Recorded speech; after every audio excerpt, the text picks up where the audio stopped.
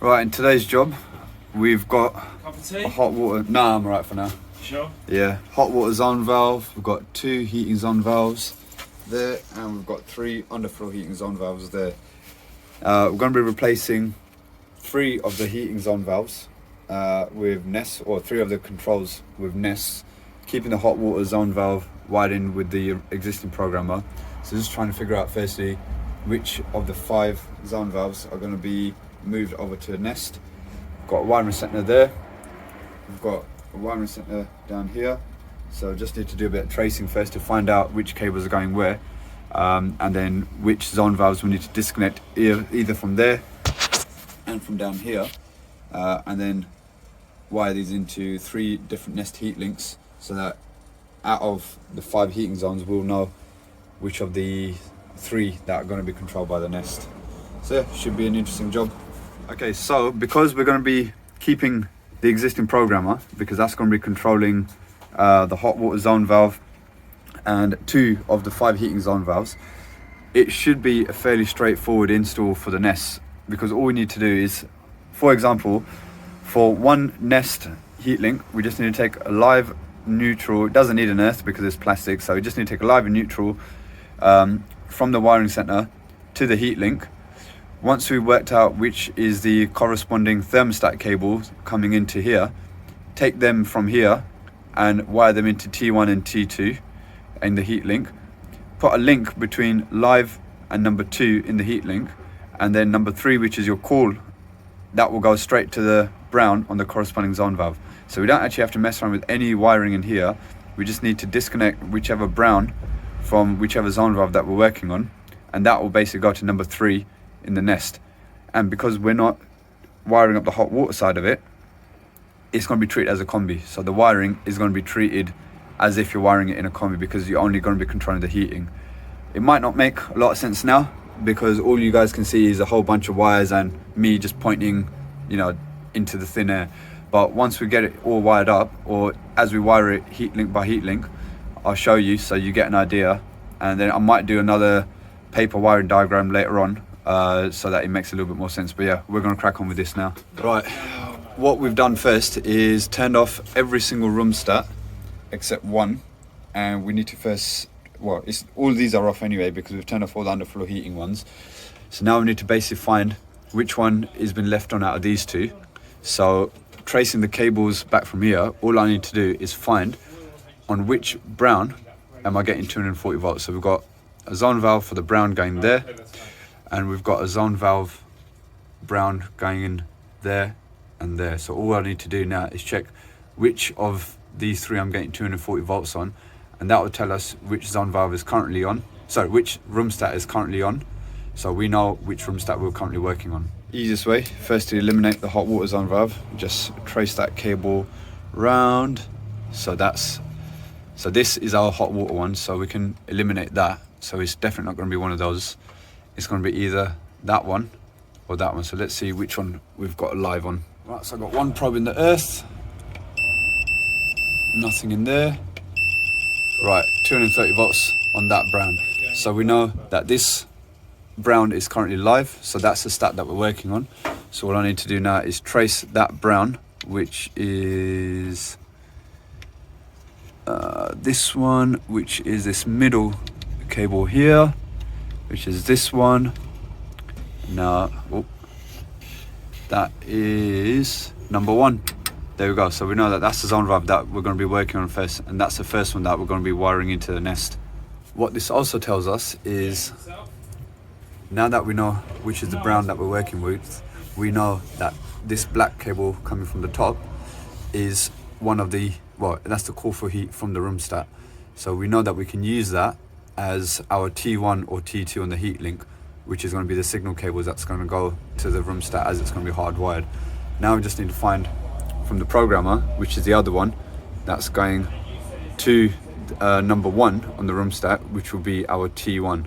So I'm just going to take the faceplate off the programmer, find out which of these is going to here, which is going to the room stat, and then we can take that and the black out into a separate terminal block, and that will go into T1 and T2 in the first heat link. Again, I know it might not make sense right now, but as I wire it up, I'll show you as I go along. Right, easier way to find which is the cable coming from the programmer to the wiring center for heating is, again, one probe in the earth. Now I'm assuming it's that one. Let me get another probe in the earth. This is quite tight. So one there. Let's get one in there. 1 second. Right, so we've got 230 volts going into those two. Now to prove that that is our call from the programmer, if I flick the programmer off, there we go. That's taking the power off. There's no power going to that terminal anymore. Now if I flick the heating back on again, back on continuous, we've got 230 volts going back to that terminal. So we know that that cable there is our heating on demand from the programmer to there.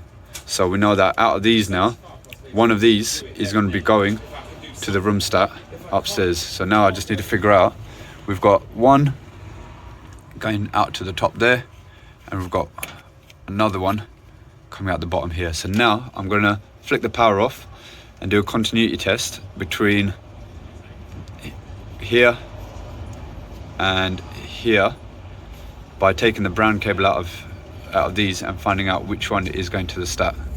Good old Fluke 73. So now if I was to put a probe into the programmer terminal block and the corresponding stat, which is this end one, I'm going to get continuity because that's obviously on for all of them. So the best way to do this is disconnect the brown out of there, disconnect the browns out of here, and then touch each brown to that terminal and see which one is making continuity, and that will tell us which one is going to that corresponding stat, which is our call for heat coming back from the stat. So then we know that this one we can take to T1 and this one we can put to T2 in the nest. Right, I've disconnected one of the browns and kept the other one in here. That one is coming from a programmer because that's coming into the wall and down. And then the two browns coming up from the bottom were basically looping back up into this trunking. So it's going to be one of these two brown cables. So first of all, we'll test with the one that's still in the terminal block. And okay, bingo. So that brown there is going to be our cable that's going to the first room stat. To the other brown, no continuity. Now just to be 110% sure, we'll pull this out of here and make sure I've got continuity between there and there we go. So that's our stat wire going up, and if I put my probe into here, I should have no continuity once I can get it in. That's right, because that cable, that's the brown coming from the room, from the programmer to call for heat to the stats. That is going to the first stat, which is where we're going to be converting to a nest. This one is going to the other zone valve, number 2, but we're not converting that. So that's going to go back into there because that's still going to be controlled by the programmer. All we're going to do is take this out of there. That and this black are going to go into the nest, which is going to be our T1 and T2, and then the corresponding brown is going to go into number 3 in the nest heat link. And then like I said before, we're just going to take a live and neutral from here to the heat link and then put a link between live and 2, and then that is our first zone valve done. And then we just got to move on to the next zone valves. Right, this is as far as I've got so far. So just to show you guys, so I've taken the grey that was coming from one of the zone valves out the permanent live terminal block, because you can see that's already quite full up in there. So I've taken this grey out of that terminal block. I've put another bit of cable going from there into a Wago, and that's now going to liven up the grey for that zone valve, and that's also then going to liven up our permanent live on the end of this cable, which will go into our heat link.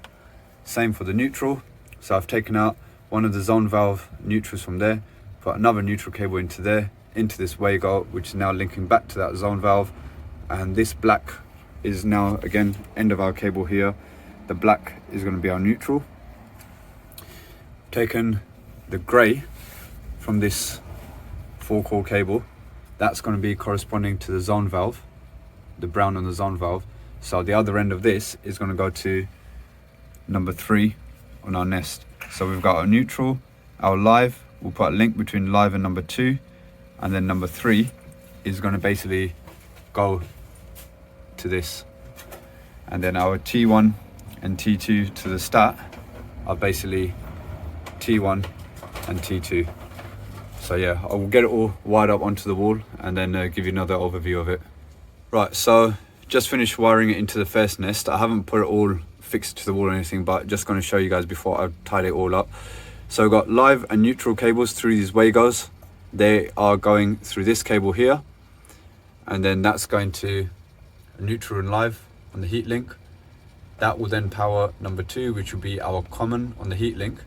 And then when there's a call for heat, that will come into number 3, come down this grey cable, and that goes round and into this terminal there, which is corresponding to, oh, there goes the heat link, corresponds to that brown wire, which corresponds to this zone valve here. So that will open, that will then send 240 down the orange, which will then go to the boiler and tell it to come on for that heating zone. And then our T1 and T2, which were original stat cables coming from there, that's just wired into T1 and T2, which obviously will be up there like so. So that's basically just going to power our nest with a low voltage supply, and then everything else will just be done from here. So where we're not controlling a hot water zone valve, we don't have to worry about terminals 4, 5 and 6. We're literally just wiring up like a combi, but basically the zone valve is our control as a combi for this nest heat link. Hope that makes sense. Right, so we know some things are working because the nest has come on, it's got power. So we're just going to set it up here, and then we're going to test it downstairs to make sure that it's giving the demand as and when it should do. And then we're going to wire up the other 2 and then just test it all in one go. But for the first one, we just want to test it to make sure it's been wired up correctly, and then we can move on to the other 2. Right, this nest is all set up now. So my colleague here is going to turn it up. I'm going to go downstairs and I'm going to check the zone valve and turn the boiler on and make sure that it fires up for this particular zone. Right, my colleague's upstairs. He's going to flick the nest on in a moment, and this should go to 230 volts because this is now our switch coming back from the nest. So we're just going to wait for that to click on.